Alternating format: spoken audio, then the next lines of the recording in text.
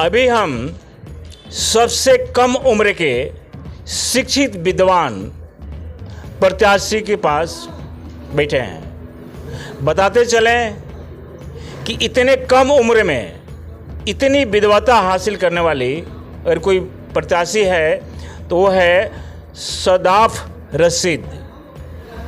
बताते चलें कि इन्होंने MBA की है। तेज तराज कर्मठ एक्टिव प्रत्याशी शायद बक्सर को नसीब होने जा रही हैं।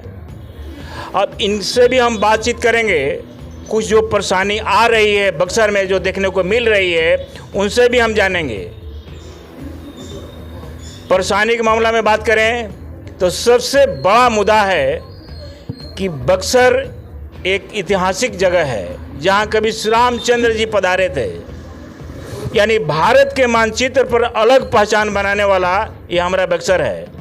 रमरेखा घाट है, लेकिन रमरेखा घाट पर न शौचालय है, न पेयजल की व्यवस्था है और न महिलाओं के लिए चेंजर रूम है। लाखों हजारों की संख्या में श्रद्धालु भक्त यहाँ आते हैं स्नान करने के लिए गंगा जी। महिलाएं आती हैं, लेकिन महिला कपड़ा कहाँ बदलेंगी?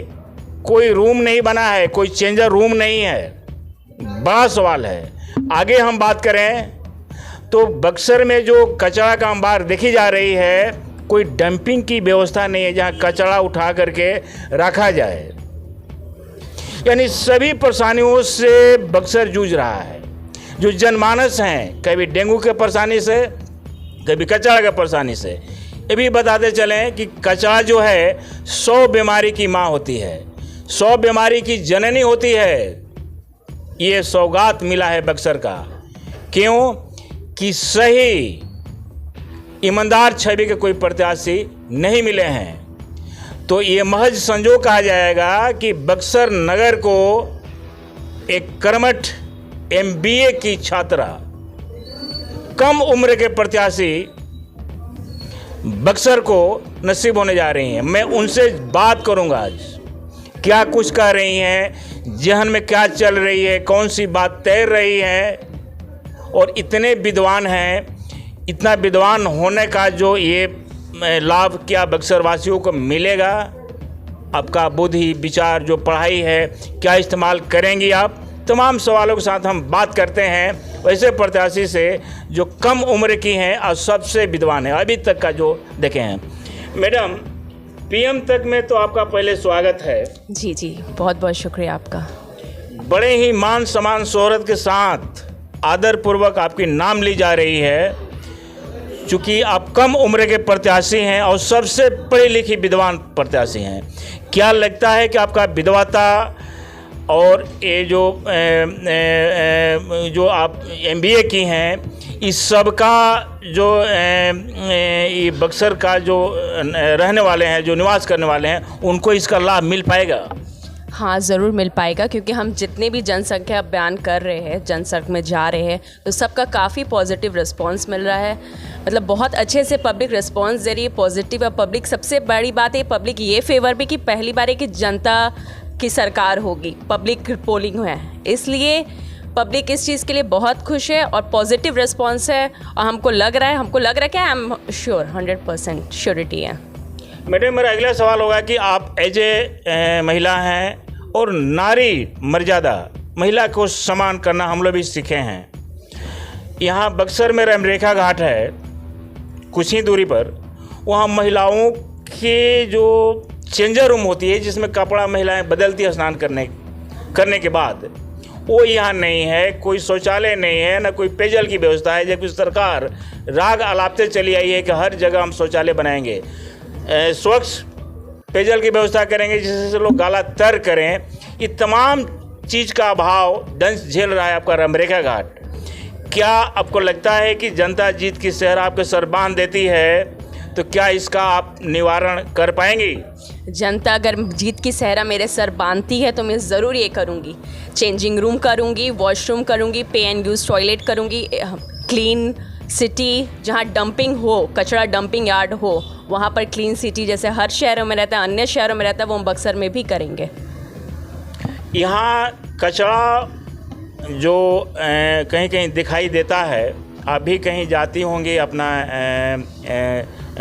फील्ड में, तो बहुत सारे गंदगी का अंबार देखा जाता होगा। गली जो है आज गंदगी से भरा हुआ है, तो अजीब से लगता होगा कि काश हम पहले रहते तो इसका कायाकल्प बदल देते, इस बक्सर का दीन दशा हम सुधार देते।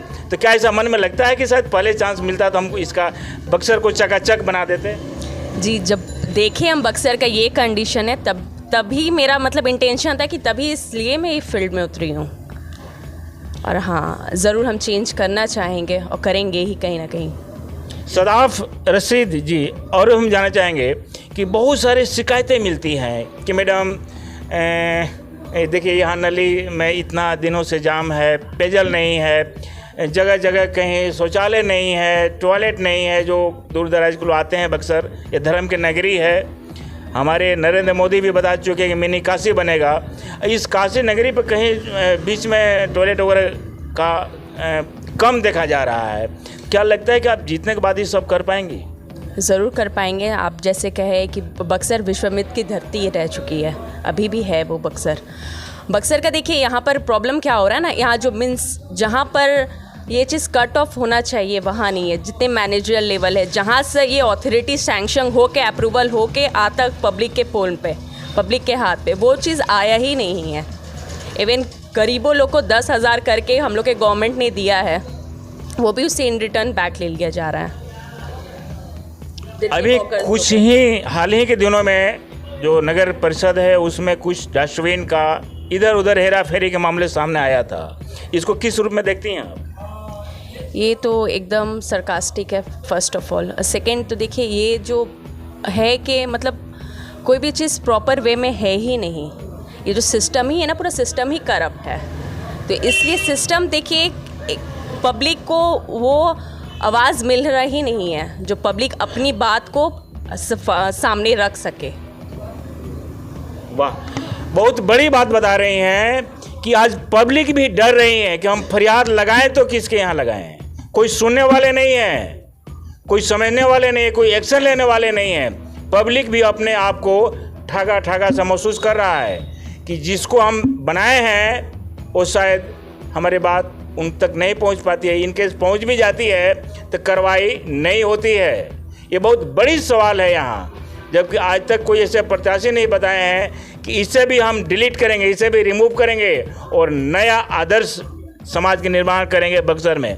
ये खैर, आपका ये PM तक चैनल है, इसकी ओर से बहुत बहुत बधाई जो इतनी सुंदर सोच रखी हैं। अगला सवाल मैडम हम आपसे बात करेंगे कि आपके साथ युवा और महिलाओं का किस तरह का समर्थन मिल रहा है अभी? नहीं, युवाओं का समर्थन बहुत मिल रहा है। और महिला सीट होने के लिए पहला देखिए महिला का ये सीट हम लोग का बिहार गवर्नमेंट दिया है, तो मेरा भी यही है और भी सब पब्लिक का यही कि महिला सीट है तो महिला कहाँ है।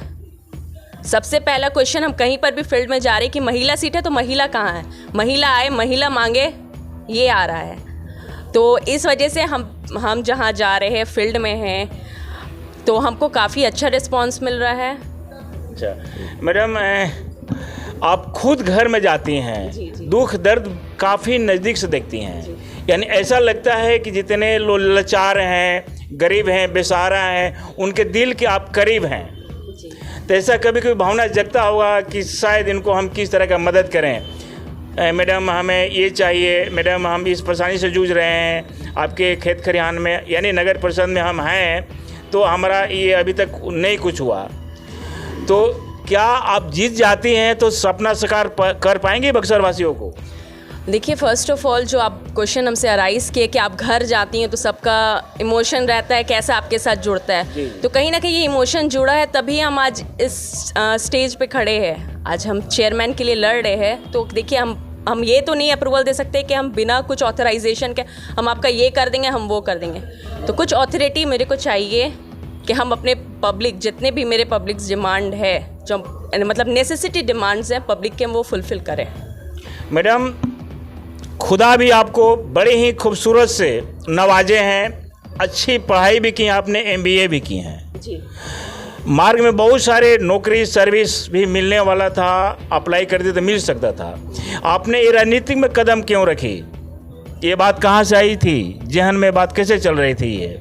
जी देखिए, जब हम बक्सर आए, बक्सर आने के बाद मुझे इसका सिनेरियो काफ़ी डिफरेंट लगा एज़ कंपैरिजन टू लाइक ये स्मार्ट सिटी कहा जाता है बक्सर को, एंड सेकेंड मिनी काशी कहा जाता है, विश्वामित्र की धरती कहा जाता है। इतने टैगलाइन देने के बाद भी सीधा condition of a Buxar, there is not a proper dumping yard, there is not a dustbin, कुछ भी नहीं है। और इतने सांसद रह चुके हैं, इतने कुछ रह चुके हैं, वो क्या किए? अब आप बताइए। बहुत सारी विडम्बना है, चूँकि ये कमान के अगर जिम्मेवारी आपके हाथ में दे दिया जाए तो लगता है कि बक्सर का दिन दशा बदल जाएगी। यहाँ के जो निवास करने वाले हैं उन्हें हर सुख सुविधा प्रदान हो जाएगी। फिलहाल जो आपके साथ युवा वर्ग महिलाएं घूम रही हैं, उनको किस तरह की बधाई शुभकामनाएं देंगी? जो आपके साथ घूम रही हैं, जगह जगह जा रही हैं, कंधे से कंधे मिला करके आगे बढ़ रही हैं, उनको किस तरह की बधाई देंगे? हाँ, वो लोग को हम जितना उसकी नेसेसिटी है, जो ज़रूरत है, वो सब फुलफ़िल करेंगे। हम ये नहीं कह रहे कि हम बक्सर को स्विट्ज़रलैंड बना देंगे, वो हम नहीं दे रहे, बट जो नेसेसिटी है बक्सर का, वो हम ज़रूर फुलफ़िल करेंगे। युवा के लिए करेंगे, एडुकेशन के लिए करेंगे, महिला के लिए जो नेसेसिटी है, जो भी अगर वो एडुकेटेड नहीं है, पढ़ी लिखी नहीं है, उसके लिए कुछ घर में काम करने का व्यवस्था करें कि वो इमोशनली फाइनेंशियली किसी पे डिपेंडेंट ना रहे। अच्छा मैडम, एक आखिरी सवाल है कि कभी कभी जो चेयरमैन कुछ अपना करते हैं तो उसमें राजनीतिक दबाव आ जाती है, इंटरफेयर आ जाती है कि मैडम हम ये बोल रहे हैं, बहुत बड़े नेता अपने आप को बताते हैं, तो उसमें कहीं ना कहीं राजनीतिक छेड़छाड़ आती है, राजनीतिक हस्तक्षेप भी आ जाती है। तो इसको आप कैसे इससे समझौता करेंगी? क्योंकि आपके काम में राजनीतिक हस्तक्षेप आएगा, कोई टेंडर हुआ, कहीं कुछ हुआ, तो बड़े बड़े नेता लोग कहते हैं कि हम बहुत ऊंच पहुंच वाले हैं, मैडम देखिएगा, तो इसको कैसे आप इससे समझौता करेंगी? देखिए, कभी कुछ जवाब नहीं देना है, ये सबसे बड़ी जवाब होती है।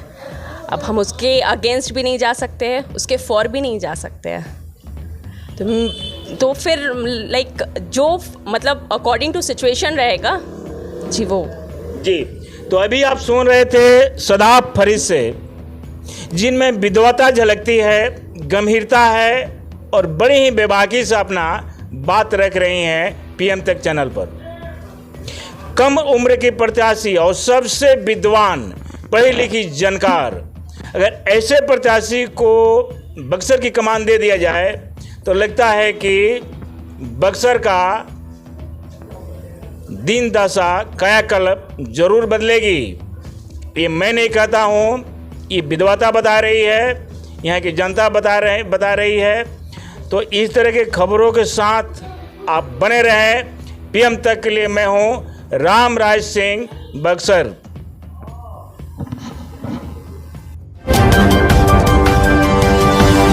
Thank you.